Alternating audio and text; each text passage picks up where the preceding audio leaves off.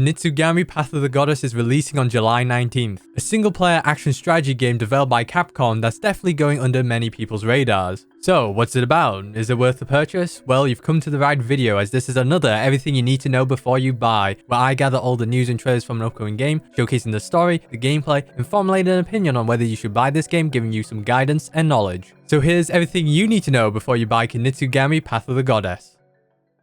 Kunitsu-Gami Path of the Goddess is developed by Capcom, more specifically Capcom Development Division 1, known for developing the Resident Evil series and the Devil May Cry series, for example. The director of this game, Shuichi Kawata, has previously worked on another game under Capcom called Shinsekai Into the Depths, that was initially released on Apple Arcade back in 2019 and then on the Nintendo Switch a year later. A Metroidvania game that also went under the radar, but those who did play it did praise the game's story, visuals, and music. And it looks like that has carried over to Kunitsu-Gami Path of the Goddess. To note, these two are separate IPs unrelated to one another, although both are inspired by Japanese folklore.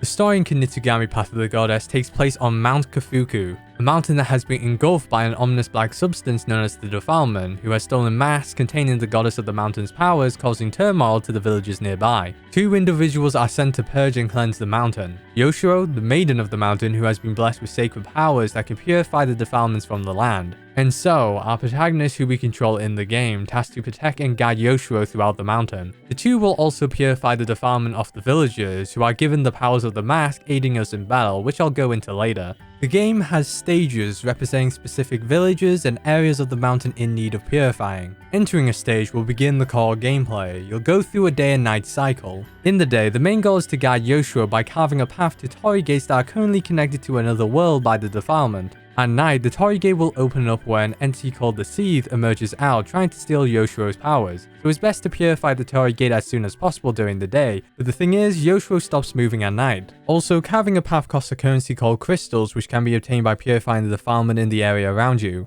Even if you do make a path to the Torii gate, it will take Yoshiro a bit of time to get there. There's an indicator that'll show whether she'll make it to the gate or not during the day. You can also speed up the day cycle if you know you can purify the Torii gate in time. Next, let's talk about the villagers. As said before, you can use the villagers that you have purified to help you protect Yoshiro during the night. Each stage will have a specific amount of villagers you can use, so be sure to check for them thoroughly in the area. In order for them to fight alongside you, you have to assign them roles, which also requires crystals, so there's some decision making and resource management between Yoshiro and the villagers. Some roles will vary in crystals. For example, the woodcutter role costs 50 crystals, while the ascetic role costs 150 crystals. Once you've sorted out your roles, you can command your villagers to be positioned anywhere in the area. You'll be able to see their attack range and plan accordingly to defend Yoshiro. So, has a small move list of attacks to fend off the Seethe. Additionally, he has a unique power using Suba Guards, a sacred sword guard that you could obtain and equip throughout the game. Defeating the Seethe will also give you crystals. In fact, this is your best source on getting them. As the day begins, any remaining Seethe will disappear, allowing you to carry on making the path for Yoshiro, change any of your villagers' roles, or continue to explore the area for any more defilement that you may have missed. Once you get Yoshiro to the final Torii gate, you'll do one last purification, severing the connection to the other world and clearing the stage. These stages will have 3 missions granting certain rewards like Musubi, a currency that's used to upgrade your villagers' roles, and Mazo talismans, a talisman that so can equip, granting passive effects. Both of these can be accessed through your base that's set up early in the game. Also, if you didn't complete a mission, you could always repeat the stage so you can't miss any rewards. There's another type of stage where you purify an ominous presence. Here you'll have to protect Yoshiro against a powerful Seethe similar to a boss fight. For the battle, you'll be provided with crystals and a specific amount of villagers to use. Unlike the other stage, you can command your villagers to attack the powerful Seethe or defend Yoshiro. If you defeat the powerful Seethe, the stage is complete, rewarding you with a new mask for your villagers as well as a mission reward if you complete the stage under a certain amount of time. As you progress through the stages, you'll notice the complexity and difficulty it has to offer, introducing new mechanics like repairing contraptions, clearing obstacles, branching paths, and multiple Torii gates in an area. Finally, the question you've been waiting for: should you buy Kunitsu-Gami Path of the Goddess? But before that, be sure to like, comment down your thoughts of the game, and subscribe. I'm trying to get 500 subscribers this year, so your support will be greatly appreciated.